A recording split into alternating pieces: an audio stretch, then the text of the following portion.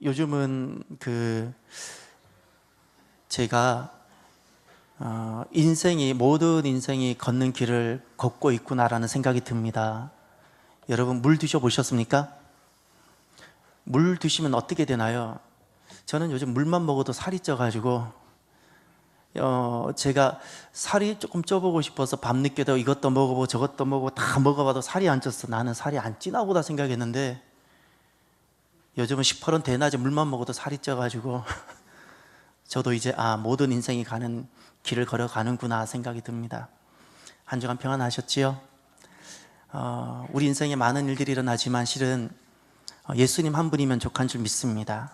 오늘 또 이 예배를 통해서 하나님께서 그 예수님을 만나게 해주실 줄 믿습니다. 나는 길이 없는 곳으로 간다라는 그 책에 보면 이런 이야기가 나옵니다. 나는 짐승들 중에서 공기역학적으로 결코 날 수 없는 것이 하나가 있답니다. 무엇일까요? 나는 짐승 중에서 공기역학적으로 봤을 때 결코 날 수 없는 어떤 것이 있는데 꿀벌이라고 합니다. 꿀벌. 몸이 뚱뚱해. 제가 물만 먹어도 요즘 뚱뚱해지는 것처럼 이 꿀벌이 물을 먹고 사는지 뚱뚱해져 가지고, 근데 몸이 뚱뚱하다는 게 문제가 아니라 문제는 날개가 너무 작고 좁대요. 꿀벌 날개를 기억해 보세요. 몸은 이만한데 날개는 요만하잖아요. 그래서 실은 공기역학적으로는 꿀벌은 날 수 없는 존재라고 해요. 그러나 오늘 우리들에게 인식은 이렇게 되어져 있죠. 꿀벌은 수킬로를 얼마든지 자유롭게 날아다니는 바로 그 존재, 이렇게 인식하고 있습니다. 오늘 본문에 보면 어떻게 마치 날아다닐 수 없는 꿀벌이 날아다니는 것처럼 오늘 본문에 보면 초대교회 성도들이 도무지 더 이상 나아갈 수 없고 아픔이 생기고 어려움이 생겼는데 어떻게 그 시련을 이기고 있는지 바로 그 말씀을 해주고 있는 겁니다. 예루살렘 교회는 참 아름다운 역사와 이야기로 가득 차 있는 교회입니다. 성령님께서 임하셨어요. 주님께서 손수 빚은 교회예요. 놀라운 성령의 역사가 있고 정말 아름다운 부흥이 있고 성장이 있을 뿐만 아니라 심지어 허다한 제사장의 무리도 함께 참여하는 그런 놀라운 역사가 있었습니다. 교회 내에 항상 모이면 갈등이 있을 수 있는데 그 갈등도 정말 성경적으로 잘 극복해가는 신앙생활에 너무나도 큰 즐거움이 있는 교회예요. 이보다 더 좋을 수가 없는 겁니다. 이제는 이렇게 살다가 이제는 죽어도 좋겠다는 생각이 들 만큼 예루살렘 교회가 좋은 거예요. 이만하면 됐다라는 생각도 듭니다. 이제 이런 내 삶은 누가 건들지 말았으면 좋겠다는 생각도 들고 이런 삶이 깨어지지 말았으면 하는 마음도 듭니다. 그런데 오늘 본문에 보면 이 예루살렘 교회에 어떤 문제가 생깁니다. 1절 하반절에 보면 이렇게 말씀합니다. 그날에 예루살렘에 있는 교회에 큰 박해가 있어 사도 외에는 다 유대와 사마리아 모든 땅으로 흩어지니라. 이보다 더 좋을 수가 없는데 이젠 이만하면 된 것 같은데 이런 삶이 지속되었으면 좋겠는데 큰 환란이 있다고 그랬습니다. 시련과 고난이 닥쳤습니다. 이제 그 많던 제자들이 주변에 아무도 없습니다. 다 흩어져 버렸습니다. 곳곳에 울음소리만 가득합니다. 어제는 저 집에서 감옥에 갇혀갔는데 오늘은 앞집에 있는 성도가 감옥에 들어갔다는 소식이 또 들려옵니다. 이제는 언제 내가 또 들어가게 될지도 모릅니다. 이제는 예수 믿는다는 이유로 예루살렘에 사는 사람들로부터 비난의 대상이 되고 미움의 대상이 되고 맙니다. 그냥 그만두고 싶은 생각이 가득합니다. 사명이든 무엇이든 이럴 수는 없다는 생각이 막 듭니다. 지금 아무리 생각해도 하나님이 계시다면 어떻게 이런 일이 있을까 수용이 되지 않습니다. 그동안 있었던 모든 것이 아닌 것만 같습니다. 지난날에 있었던 그 감격들, 그 감동들, 그 가득하게 했던 하나님의 은혜와 사랑이 꼭 허상처럼 느껴집니다. 놀라운 역사와 기적들이 있었는데 그냥 우연처럼 느껴지게 됩니다. 더 이상 믿을 수 없을 것만 같습니다. 사람들이 흩어지고 뿐만 아니라 지금 남아있는 예루살렘에 남아있을지라도 내게 이제 어떤 일이 닥칠지 모르는 그런 암담한 상황입니다. 이제는 이런 상황 속에서 예루살렘 성도들이 이제 믿음의 역사를 내려놓아도 충분히 이해해 줄 것이라고 여겨집니다. 저는 오늘 말씀을 준비하면서 그 초대교회 예루살렘 성도들을 생각해 봤습니다. 얼마나 힘들었을까? 얼마나 놀랬을까? 오늘 말씀을 보면서 저는 우리나라 최근의 역사 중에 어떤 역사가 떠오르는 거 아닌 1938년 대한예수교 장로회 총회가 가결했던 신사참배가 생각이 났습니다. 얼마나 힘들었으면, 얼마나 두려웠으면 예배 때 동방요배를 해야 되고 천황만세를 외쳐야 되는 그 일을 가결했을까? 얼마나 두려웠으면, 얼마나 무서웠으면. 오늘날 우리가 생각하는 것 말고 그 당시로 돌아가서 보면 비록 반대가 분명히 일부가 있었겠지만 대다수 그 결정을 공유할 수 있었을 거라고 생각이 되어서요. 당연히 공유했을 거라고 생각이 되어서요. 지금 이 예루살렘 성도들 믿음의 여정을 잠시 내려놓는다고 해도 대부분의 사람들은 마음으로 동의하지 않았을까요? 그런데 오늘 놀라운 역사가 일어납니다. 4절을 보십시오. 그 흩어진 사람들이 두루 다니며 복음의 말씀을 전할세. 아멘. 두루 다니다가 이 4절의 본동사입니다. 나머지는 다 분사입니다. 그 흩어진 사람들이 멈추지 않았다고 말씀합니다. 흩어진 사람들이 주저앉지 않았다고 말씀합니다. 큰 환란으로 인하여 흩어졌는데 두루 다닌다고 말씀합니다. 이제는 더 이상 예루살렘에 머물 수 없게 됐음에도 불구하고 이들은 믿음의 여정을 포기하지 않았다고 말씀하고 있습니다. 힘들지 않았을까요? 아무렇지도 않았을까요? 분명히 스데반 집사님 일로 아직까지도 눈물을 흘렸고 있었을 겁니다. 분명히 가족 중에 예루살렘에 머물던 이들은 감옥에 갇혀서 언제 나올지 기약이 없는 옥중 생활을 지금 하고 있었을 겁니다.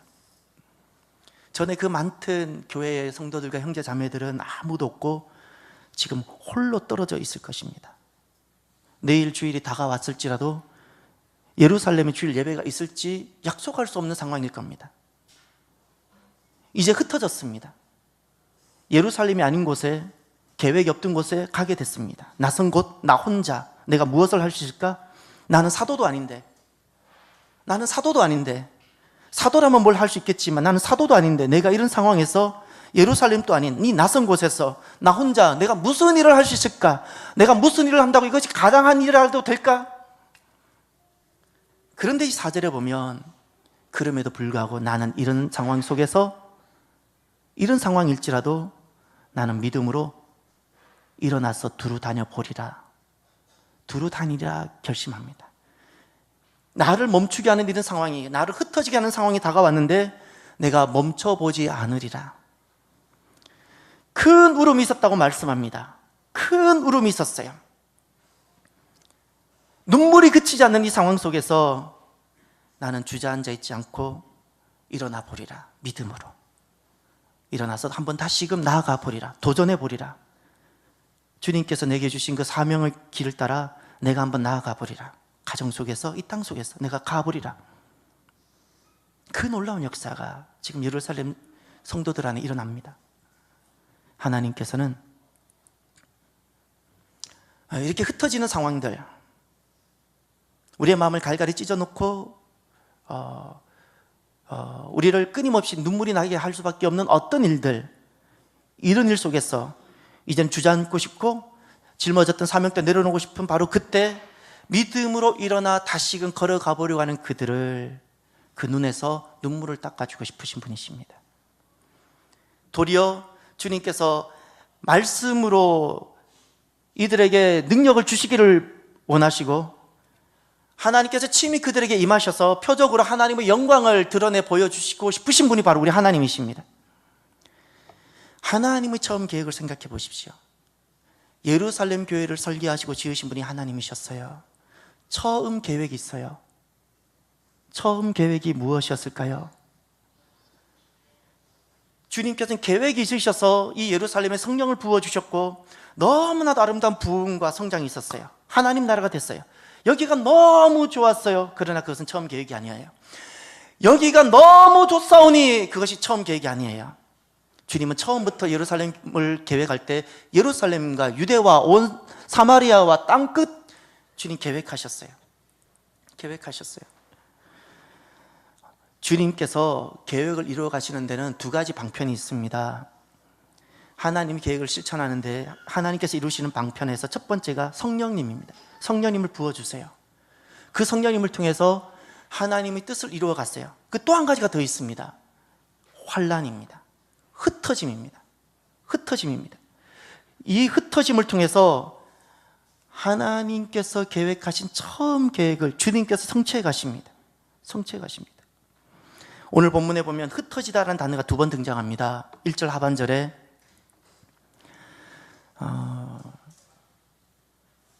유대와 사마리아 모든 땅으로 흩어지니라 말씀합니다. 그리고 4절에 보면 그 흩어진 사람들이 두루 다니며 복음의 말씀을 전할세 말씀합니다. 흩어지다라는 단어가 두 번 등장합니다. 이 흩어지다라는 단어가 디아스페이로라는 단어입니다. 디아스페이로라는 단어에서 어떤 단어가 나왔는가 하니 디아스포라라는 단어가 나옵니다. 똑같은 단어입니다. 디아스포라라는 유대인이 온 세상에 흩어져서 공동체를 이루고 있는 그 공동체를 디아스포라라고 말하는데, 그 디아스포라라는 것은 오늘 본문에 등장하는 디아스페이로에서 등장합니다. 그것이 기원합니다. 거기서 나왔습니다. 그럼 이 디아스페이로라는 단어는 어떤 의미인가 하니 의미론적으로는 흩어지다입니다. 그러나 본래의 의미는 씨를 뿌리다입니다. 농부가 봄이면 씨를 뿌릴 때 쓰는 단어가, 우리는 봄에 씨를 뿌리지만 이스라엘은 가을에 씨를 뿌리는데, 가을에 초막절이 지나고 첫 비가 내리면, 이른 비가 그때 내리는데 비가 내리면 그때 온 유대인들은 나가서 씨를 뿌립니다. 디아스페이로 합니다. 그때 쓰는 단어가 이 디아스페로입니다. 씨를 뿌리는 겁니다.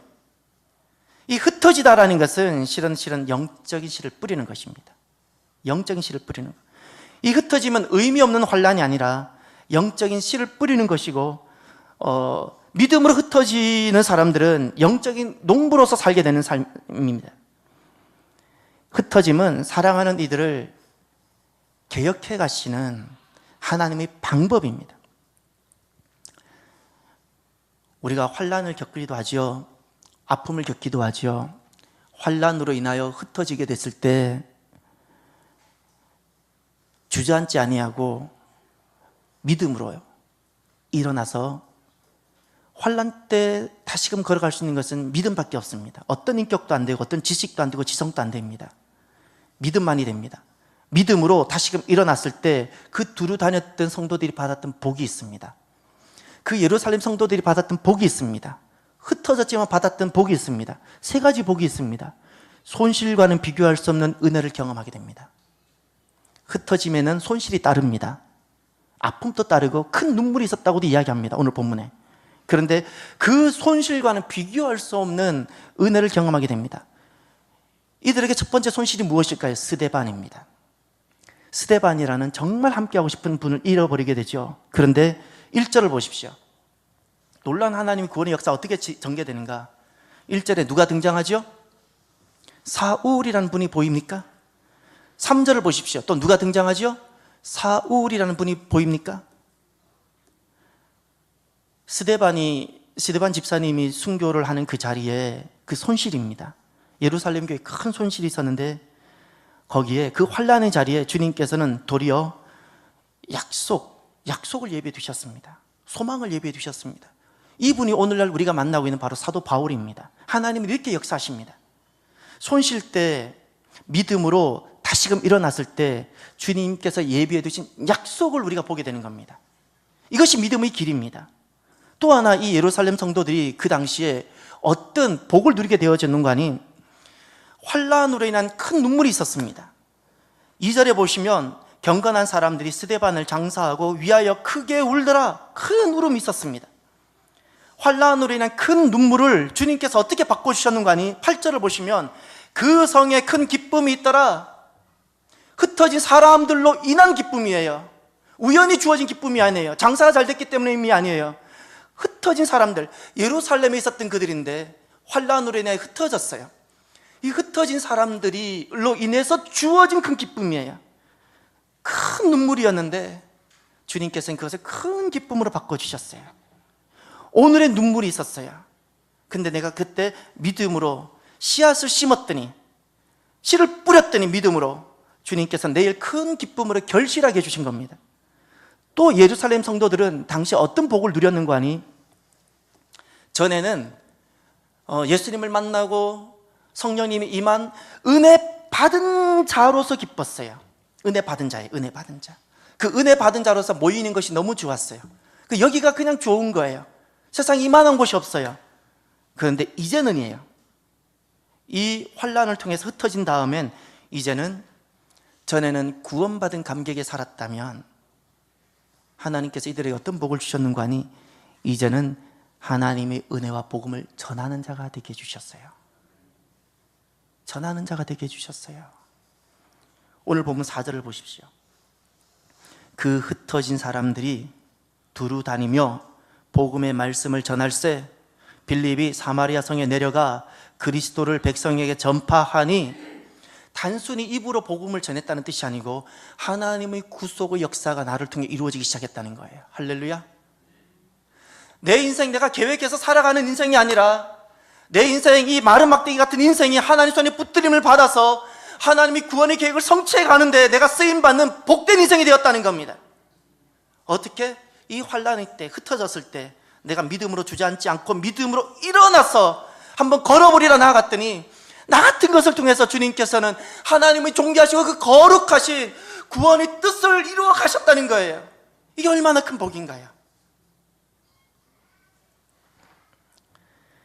하나님께서 주도하시는 계획이 있습니다. 구원받은 감격에만 머물러 있던 이들을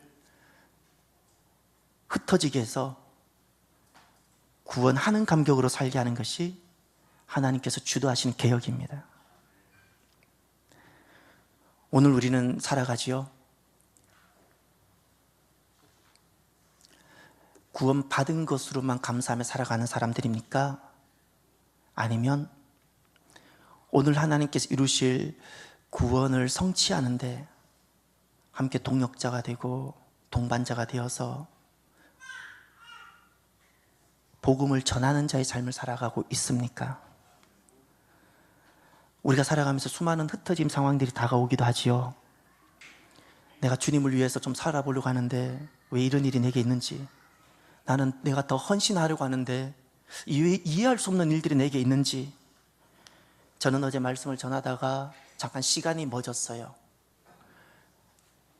사람이 시간이 늘 흐르지만 멎을 때가 있지요. 시간이 천천히 갈 때가 있어요. 어제 제게 그런 일이 있었어요. 제 대학부 후배고 제 제자예요. 언젠가 제가 한번 말씀을 드렸을 거예요. 백공주 사모님 이야기를. 암치료를 하셨던 분이에요.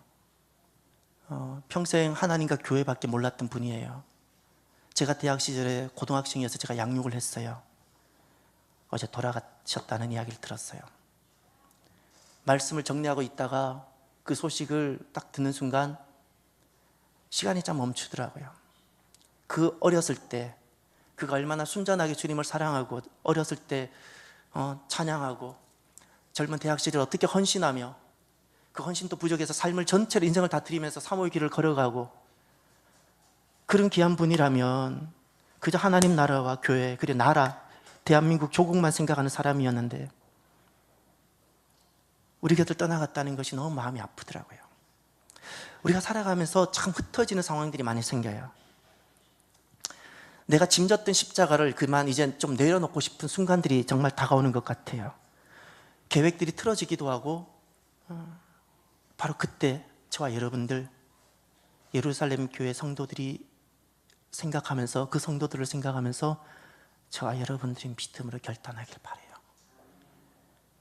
믿음으로 주저앉고 싶은 그때 일어났으면 좋겠어요. 믿음으로. 성품이 좋다고 일어날 수 없는 거고요, 많은 공부를 했다고 결코 그 길을 걸어갈 수 없어요. 믿음으로만 일어날 수 있어요. 그때 저와 여러분들이 한 번 더 믿음으로 일어났으면 좋겠어요.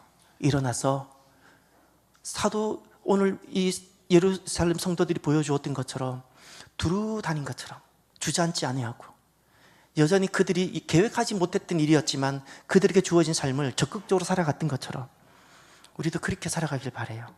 왜 믿음으로 결단해야 될까요? 왜 이런 눈물이 날 수밖에 없는 고통스러운 상황에 왜 우리가 다시 한 번 더 그 십자가의 길을 걸어가겠다고 우리가 왜 결단해야 될까요? 내가 볼 때는 환난이에요. 내가 볼 때는 흩어짐이고 낮아짐이고 고통이에요. 그러나 하나님께서는 씨를 뿌리는 것으로 보신다는 사실을 잊지 말았으면 좋겠습니다. 나의 아픔과 나의 낮아짐과 나의 흩어짐을 통해서 하나님은 영적인 씨앗을 뿌리세요. 지금은 내가 아프지만 이것을 통해서 나의 집안에 하나님의 구원의 역사가 일어나게 하고, 지금은 내가 힘들고 고통스럽지만 이것을 통해서 그곳에 가서 그곳에서 주님께서 찾고자 하시는 그 수많은 사람들 주님께서 돌아오게 하시는 거예요. 이것이 하나님 방법이에요. 하나님은 하나님 계획을 성취하는데 두 가지를 하신다 그랬죠. 성령님과 환난이에요. 이것이 사도행전을 통해서 보여주는 하나님의 방법이에요. 예루살렘 교회 성도들을 생각하십시오. 그들은 흩어지게 되어지는 상황들이 주어졌는데 주저앉지 않았습니다. 눈물이 있었고 박해도 있었어요. 사랑하는 가족들이 감옥에 들어가고, 그럼에도 불구하고 그들은 믿음으로 일어나서 두루 다녔습니다. 오늘 우리들도 마찬가지입니다.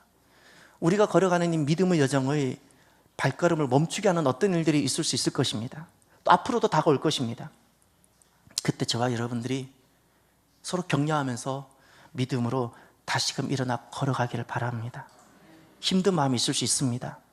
눈물도 날 수 있을 겁니다. 가만히 있어도 눈물 나는 사건이 찾아올 수 있을 것입니다. 그때 서로 격려하고요, 서로 손을 잡아주고 한 번 더 믿음으로 걸어갑시다. 하나 된다는 것은 같은 자리에 있는 것이 하나가 아닙니다.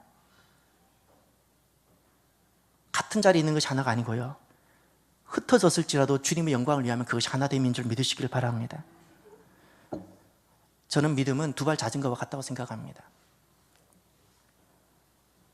두발 자전거, 자전거의 안정감은 언제 있을까요? 페들링을 쉬지 않고 행할 때 비로소 자전거는 안정감을 갖게 됩니다.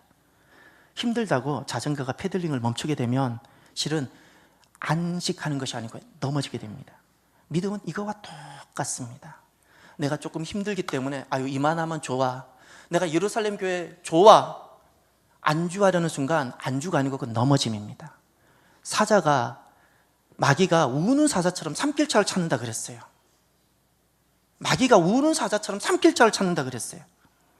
저는 하나님 심정과 마음을 많이 생각합니다.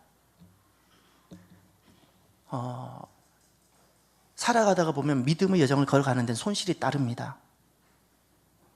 믿음의 여정을 걸어가면서 손실을 맛보지 않겠다고 생각하는 사람은 결코 믿음의 여정을 걸어가지 못합니다. 십자가는 손실입니다.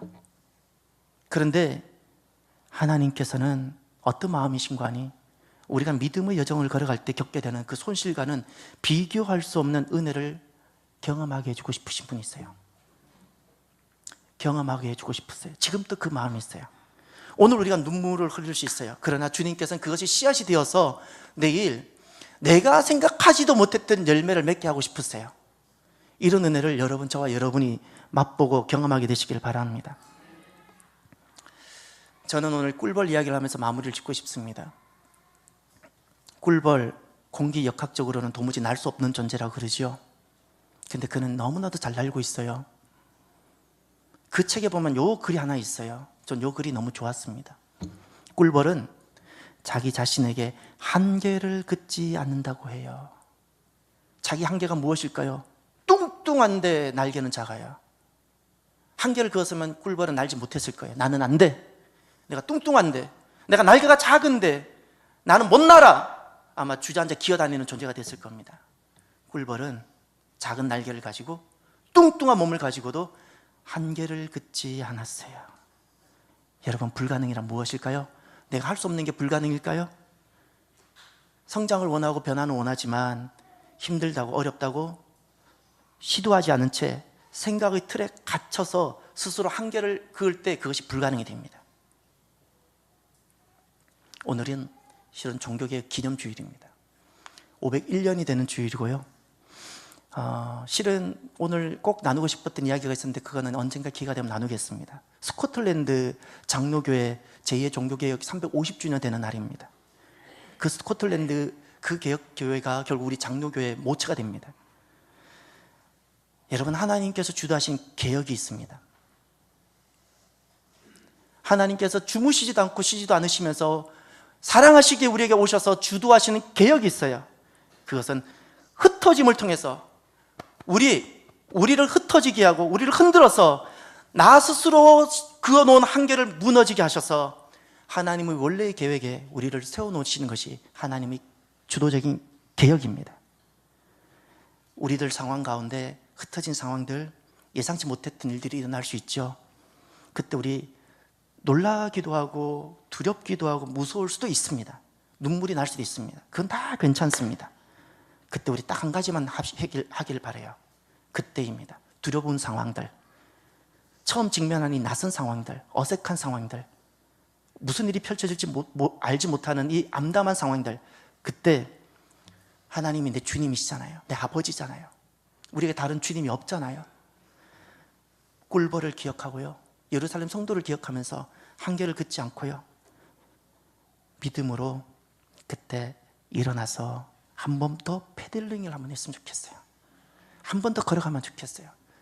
그러면 믿음 생활은요, 실은 내가 하는 것 아니에요. 죄송하지만 내가 믿음으로 일어나면 주님께서 나머지 쭉 이끌어 가세요. 인생은요, 아무리 몸부림쳐도 인생의 이 비어있는 공간을 사람은 못 채워요. 하나님 손길만이 채워져요. 이게 언제 채워지는 거 아니? 바로 그 상황, 그 순간에 내가 좌절하지 않고, 내가 낙심하지 않고 믿음으로 일어서서 믿음의 패들링을 한 번 하게 되면 나머지는 이 비어있는 이 공간들을 주님의 손길로 가득 차게 되어집니다. 이 삶을 살아가는 저와 여러분이 되시기를 주의 이름으로 축원합니다. 이 시간 기도합시다. 결단합시다.